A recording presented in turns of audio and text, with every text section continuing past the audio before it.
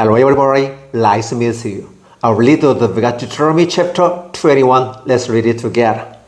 If a man is found slain, lying in the field in the land, the Lord your God is giving you to possess, and it's not alone who killed him. Your elders and judges shall go out and measure the distance from the body to the neighboring towns. Then the elders of the town nearest the body shall take a half that has never been worked and has never worn a yoke,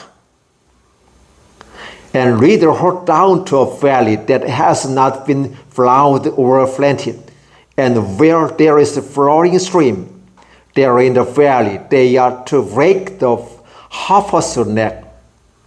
The priest, the son of Levi, shall step forward, for the Lord your God has chosen them to minister, and to pronounce blessing in the name of the Lord, and to decide all cases of dispute and assault. Then all the elders of the town nearest the body shall wash their hands over their half, whose neck was broken in the valley. And they shall declare, our hands did not shed this blood, nor did our eyes see it done. Accept this atonement for your people Israel, whom you have redeemed, O Lord, and do not hold your people guilty of the blood of an innocent man, and the bloodshed will be atoned for. So you will purge from yourselves the guilt of shedding innocent blood, since you have done what is right in the eyes of the Lord. When you go to war against your enemies, and the Lord your God has delivered them into your hands, and you taken captives. If you notice among the captives a beautiful woman, and are attracted to her, you may take her as your wife. Bring her into your home, and have her share her hair, trim her nails, and throw aside the clothes she was wearing when captured. After she had lived in your house, and mourned her father and mother for a full month, when you may go to her and be her husband, and she shall be your wife. If you are not pleased with her, let her go wherever she wishes. You must not share her or treat her as a slave, since you have dishonored her. If a man has two wives, and he loves one but not the other, and both bear him sons, but the firstborn is the son of the wife he does not love. When he will his property to his sons, he must not give the rights of the firstborn to the son of the wife he loves in preference to his actual firstborn, the son of a wife he does not love. He must acknowledge the son of his unloved wife as the firstborn by giving him a double share of all his heads. The son of his first sign of his father's strength, the right of the firstborn belongs to him. If a man has stubborn and rebellious son who does not obey his father and mother, and will not listen to them when they discipline him, his father and mother shall take hold of him and bring him to the elders at the gate of his town. They shall say to the elders, this son of ours is stubborn and rebellious. He will not obey us. He is a profligate and a drunkard. Then all the men of his town shall stone him to death. You must purge the evil from among you. All Israel will hear of it and be afraid.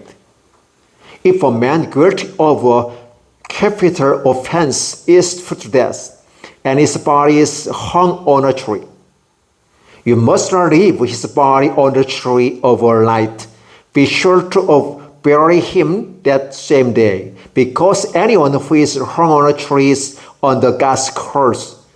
You must not desecrate the land the Lord your God is giving you as an inheritance. Deuteronomy chapter 21, verses 1 through 23. Thank you. Hello everybody, nice to meet you. Our little we got Deuteronomy chapter 22. Let's read it together. If you see your father's ox and sheep straying, do not ignore it, but be sure to take it back to him. If the father does not live near you, or if you do not know who is he, take it home with you, and keep it until he comes looking for it. Then give it back to him. Do the same if you find your father's donkey or his cock or anything he loses. Do not ignore it. If you see your father's donkey or his ox fallen on the road, do not ignore it. Help him get it to its fear. A woman must not wear men's clothing, nor a man wear woman's clothing. For the Lord your God detests anyone who does this.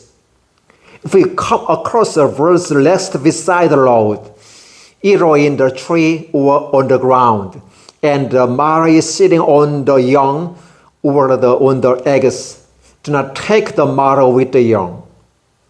You may take the young, but be sure to let the mother go, so that it may go well with you and you may have a long life. When you build a new house, make a parapet around your roof, so that you may not bring the guilt of the bloodshed on your house if someone falls from the roof. Do not plant two kinds of seed in your vineyard. If you do, not only the crops you plant, but also the fruits of the vineyard will be defiled. Do not throw with an ox and a donkey yokes together. Do not wear cloths of wool and linen woven together.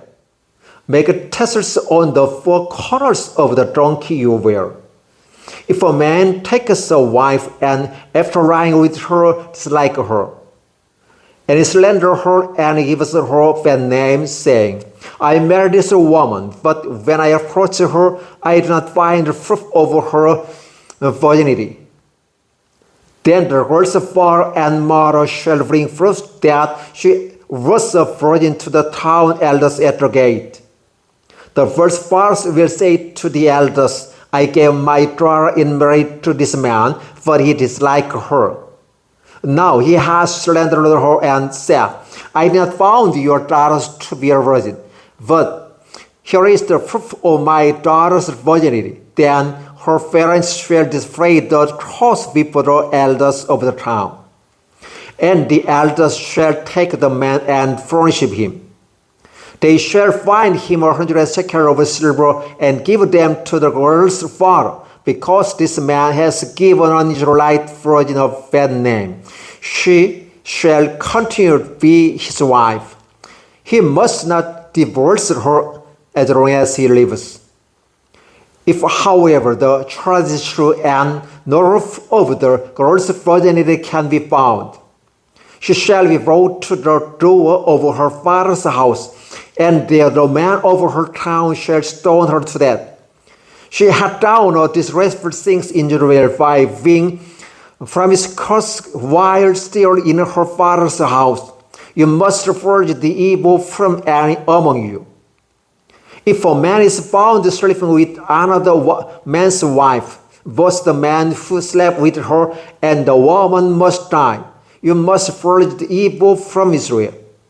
If a man happens to meet in a town a virgin free to be married and he sleeps with her, you shall take both of them to the gate of that town and stone them to death. The girl, because she was in a town and did not scream for help, and the man, because he violated another man's wife. You must purge the evil from among you.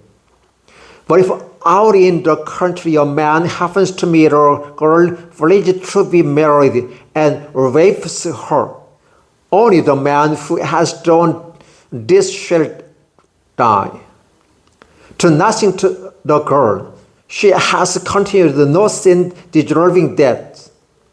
This case is like that of someone who attacks and murders his neighbor. For the man found the girl out in the country, and though the betrothed girl screamed. There was no one to rescue her. If a man happens to meet a virgin who is not ready to be married and rapes her and they are discovered, he shall pay the girl's father 50 shekels of silver. He must marry the girl, for he has violated her. He can never divorce her as long as he lives. A man is not to marry his father's wife.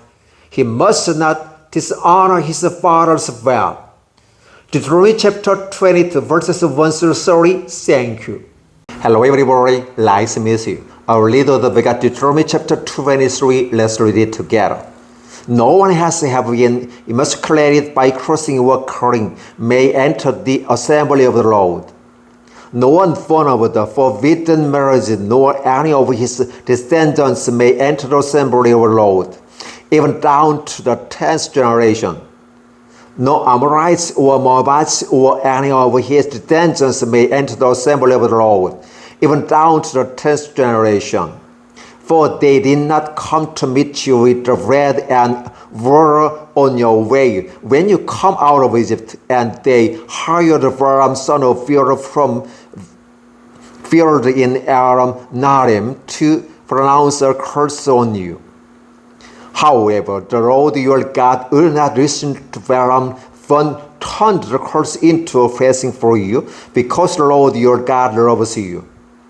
Do not seek a treaty of friendship with them as long as you live. Do not uphold an Edomite, for he is your father. Do not uphold an Egyptian, because you lived as an alien in his country. The third generation of the children born to them may enter the assembly of the Lord. When you are encamped against your enemies, keep away from everything impure. If one of your men is unclean because of the nocturnal emission, he is go to outside the camp and stay there. But as evening approaches, he is to wash himself, and as sunset, he may return to the camp. Designate a place outside the camp where you can go to release yourself. A part of your equipment to have something to dig with, and when you release yourself, dig a hole and cover up your excrement. For the Lord your God moves about in your camp to protect you and to deliver your enemies to you. Your camp must be holy, so that he will not see among you anything indecent and turn away from you. If a slave has taken refuge with you, do not hand him over to his master. Let him hinder among you wherever he likes in the wherever town he chooses. Do not oppress him. No Israelite man or woman is to become a shrine prostitute. You must not bring the earring of one female prostitute or of the male prostitute into the house of the Lord your God to pay any vow, because the Lord your God detests them both. Do not charge your father interest, whether on money, on food, or anything else, that and even interest. You may charge your foreign interest, but not the brother Israelite, so that the Lord your God may bless you in everything you put your hands to in the land you are entering to possess. If you make a vow to the Lord your God, do not be slow to pay it, for the Lord your God will certainly demand it over you, and you will be guilty of sin. But if you refrain from making a vow, you will not be guilty. Whatever your lips utter, you must be sure to do, because you made your vow freely to the Lord your God with your own mouth. If you enter your neighbor's vineyard, you may eat all grapes you want, but do not put any in your basket. If you enter the neighbor's grain field, you may pick corners with your hands, but you must not put a sickle to his standing grain. Deuteronomy chapter 23, verses 1 through 25. Thank you.